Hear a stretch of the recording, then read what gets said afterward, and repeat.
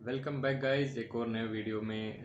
आज का अपना टॉपिक है rank on A merchant vessel. जहाज़ पे कौन कौन से रैंक होते हैं, मर्चेंट नेवी के जहाज़ पे कौन कौन से रैंक होते हैं। फर्स्ट वीडियो अगर आपने किसी ने नहीं देखा है तो ये अपना दूसरा वीडियो है। फर्स्ट वीडियो में हमने बताया था अबाउट मी, मेरा इंट्रोडक्शन था उसमें, और थोड़ा और भी नॉलेज थी about merchant navy and all. तो अगर नहीं देखा है तो वो जाके वीडियो आप देख लीजिए। तो आज का जो टॉपिक है वो है रैंक ऑन मर्चेंट वेसल। जहाज़ पे कौन कौन से रैंक होते हैं ये भी आपको जानना बहुत ज़रूरी है, क्योंकि जब आप किसी कॉलेज में एडमिशन लेंगे, किसी कोर्स में एडमिशन लेंगे, तो आपको पता होना चाहिए कि आप ये कोर्स करने के बाद आप जब जहाज़ ज्वाइन करेंगे तो आप कौन से रैंक पे जहाज़ ज्वाइन करेंगे। तो जहाज़ का जो क्रू होता है उसको नॉर्मली तीन हिस्सों में डिवाइड कर लेते हैं। ये मतलब होता ही ऐसा है जहाज़ पे। एक डेक डिपार्टमेंट होता है, एक इंजन डिपार्टमेंट होता है और एक गैली डिपार्टमेंट होता है। गैली डिपार्टमेंट मीन्स आप समझ ही गए होंगे गैली के नाम से, खाना मीन्स कुकिंग स्टाफ। तो कुकिंग स्टाफ में भी एक मोस्ट इम्पोर्टेंट पार्ट है जहाज़ का, क्योंकि खाना बहुत इम्पोर्टेंट है। अगर खाना अच्छा होगा जहाज़ का तो क्रू भी सब खुश रहेगा और अच्छे से काम करेगा। तो अपना गैली स्टाफ को हम डिवाइड करते हैं और स्टार्ट करते हैं सबसे जूनियर जो रैंक होता है उससे। सबसे जूनियर जो रैंक होता है गैली स्टाफ में वो होता है जीएस। जीएस मीन्स गैली स्टाफ बॉय बोल सकते हो, मैस बॉय बोल सकते हो, जो आपको ठीक लगे आप वो समझिए। उसके बाद जो होता है वो होता है कुक। कुक का किसी जहाज़ में दो कुक होते हैं, किसी जहाज़ में एक कुक होता है। वो डिवाइड कर देते हैं अकॉर्डिंग टू एक्सपीरियंस। किसी के पास थोड़ा ज़्यादा एक्सपीरियंस होता है कुकिंग का और वेसल का तो उसको फर्स्ट कुक बोल देते हैं। किसी के पास उसे अगर थोड़ा कम होता है उसको सेकंड कुक बोल देते हैं। वैसे नॉर्मली सैलरी का भी थोड़ा डिफरेंस हो जाता है, $150 का वो। बट कुक एक जो रैंक होता है वो सेम ही होता है कुक। उसके बाद जो उनके जो सीनियर होते हैं वो होते हैं चीफ कुक। चीफ कुक एक रिस्पॉन्सिबल पर्सन होता है गैली स्टाफ के लिए, जो पूरा गैली के रिस्पॉन्सिबल पर्सन होते हैं अबाउट खाना एंड और सब जो रिक्वायरमेंट्स होती हैं, फूड स्टोर, बॉन्ड स्टोर, सबका। ये जो चीज़ें मैं आपको बता रहा हूँ, फूड स्टोर, बॉन्ड स्टोर, वो सब चीज़ें मैं आपको एक अलग से डिफरेंट वीडियो बनाऊंगा सबको, हर एक चीज़ के लिए। एवरी डे अगर आपको अभी डे बाय डे हर दिन एक नया वीडियो मिलेगा एक नए कंटेंट के साथ। तो चैनल को अगर सब्सक्राइब नहीं किया है तो सब्सक्राइब कर लीजिए, बेल का आइकन को दबा दीजिए ताकि आपको नेक्स्ट वीडियोज़ के बारे में पता लग जाए। तो ये तो था गैली स्टाफ। गैली स्टाफ के बाद अब हम बात कर लेते हैं रेटिंग्स की। तो रेटिंग भी एक डेक साइड भी होता है और इंजन साइड भी होता है। तो हम डेक साइड को पहले स्टार्ट करते हैं। इसमें मैं आपको ऑफिसर्स भी बता दूंगा और रेटिंग्स भी बता दूंगा। तो जैसे हमने गैली स्टाफ को स्टार्ट किया था बिल्कुल जूनियर से, वैसे ही अपना डेक डिपार्टमेंट को भी सबसे जूनियर से ही स्टार्ट करेंगे। तो सबसे जूनियर जो होता है डेक डिपार्टमेंट वो होता है ट्रेनी ओएस। जब आप अपना जीपी रेटिंग का कोर्स ख़त्म कर लेंगे और फर्स्ट जब आप जहाज़ ज्वाइन करेंगे तो आप एज ए ट्रेनी ओएस जहाज़ ज्वाइन करेंगे। ट्रेनी ओएस का मतलब होता है ट्रेनी ऑर्डिनरी सीमैन। जब आप ट्रेनी ऑर्डिनरी सीमैन जब आप जहाज़ ज्वाइन करेंगे तो उससे पहले आपने जहाज़ देखा नहीं होगा। तो आप जब जहाज़ पे जाएंगे फर्स्ट टाइम तो सबसे जो मेन चीज़ है वो आपको ध्यान रखनी है कि सेफ्टी। आप जितना भी हो सके उतना सेफ्टी का ध्यान दीजिए, क्योंकि फ़र्स्ट ऑफ ऑल आपको खुद की सेफ्टी रखनी है, उसके बाद अपना जो क्रू है, आपके फ्रेंड्स हैं जहाज़ पे, उनकी भी सेफ्टी का ध्यान रखना है, और उसके बाद आती है जहाज़ की सेफ्टी। तो ये जो आप एक तरीके से आप अपना दिमाग में गांठ बांध लीजिए कि आपको सेफ्टी सबसे इम्पोर्टेंट है जहाज़ पे। उसके बाद ट्रेनी आपको ओएस के बाद जब आपका प्रमोट किया जाएगा तो उसके बाद जो आता है रैंक वो आता है ओएस मीन्स ऑर्डिनरी सीमन।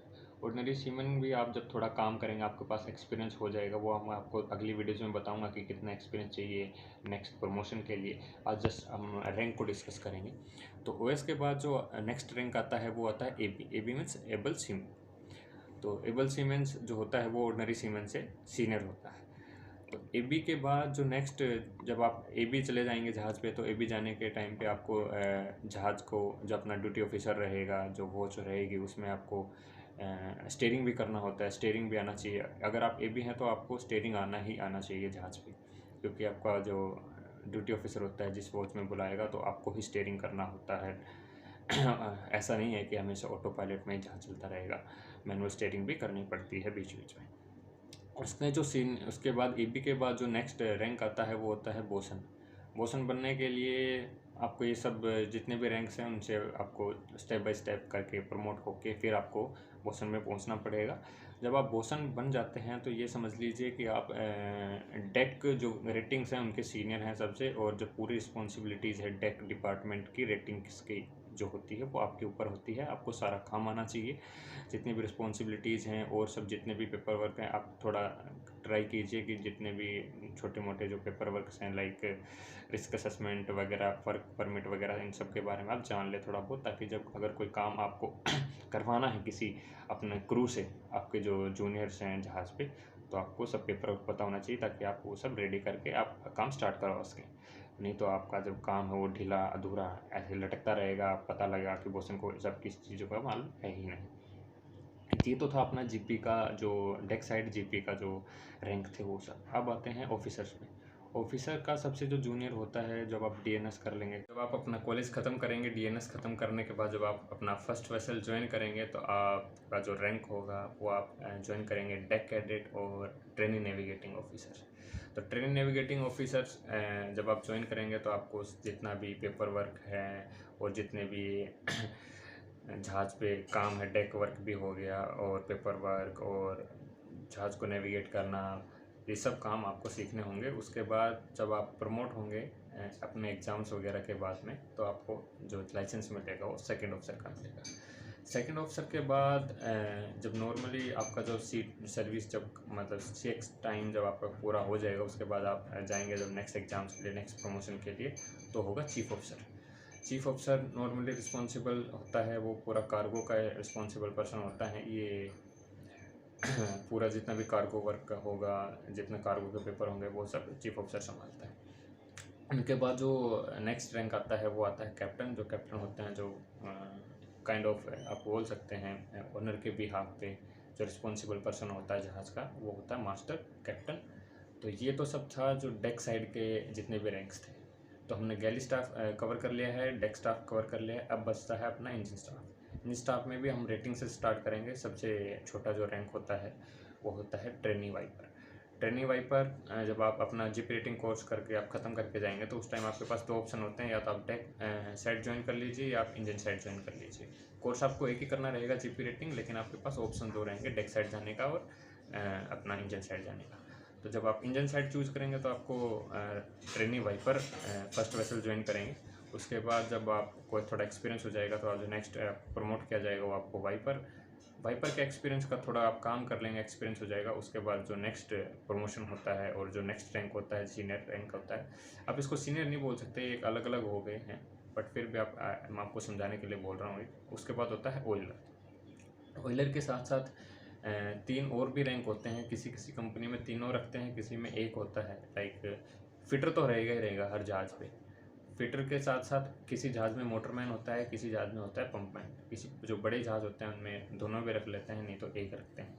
और कोई भी किसी जो छोटे जहाज़ होते हैं उनमें सब मोटरमैन और पंपमैन का काम भी फिटर ही कर देता है। तो ये अपना इंजन साइड का जितना भी रेटिंग ग्राउंड से था ये उनका हो गया। अभी आता है इंजीनियर पे। तो जब आप अपनी बीटेक ख़त्म कर लेते हैं मैकेनिकल इंजीनियरिंग करने के बाद, तो वो मैं बताऊंगा नेक्स्ट वीडियोस में कि आपको जब अगर इंजीनियर साइड से जाना है तो आपको कौन से कोर्सेज करने हैं। अगर आपने बीटेक कर रखी है मैकेनिकल इंजीनियर में तो आपको 1 साल का कोर्स होता है, वो कौन सा कोर्स है, कौन से कॉलेज से करना है, वो सब मैं आपको नेक्स्ट वीडियोज़ में बता दूँगा।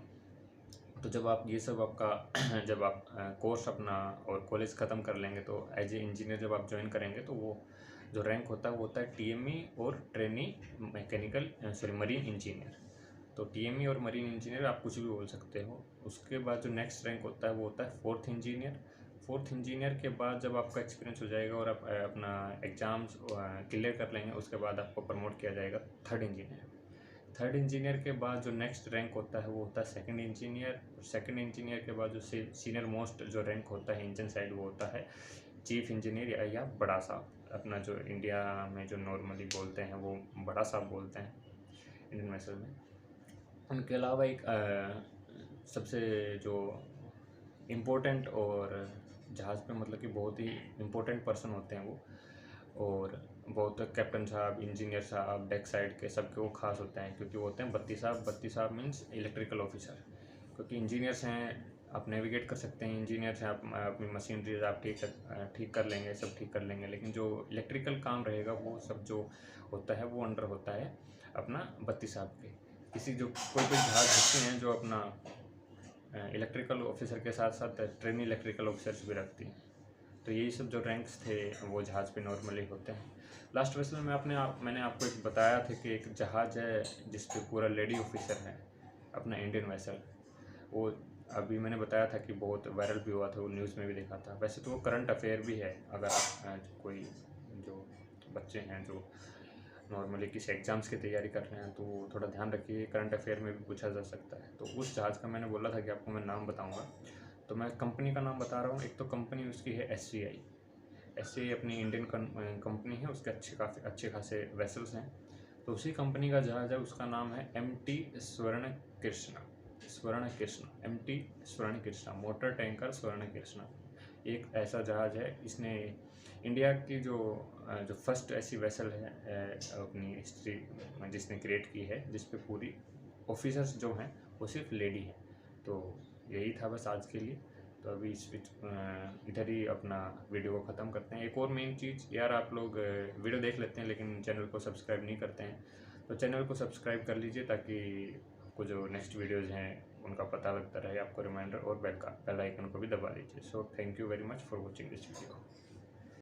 एक तो लाइक और शेयर ठोक दीजिए, महाकाल का दबा के लाइक और शेयर ठोक दीजिए।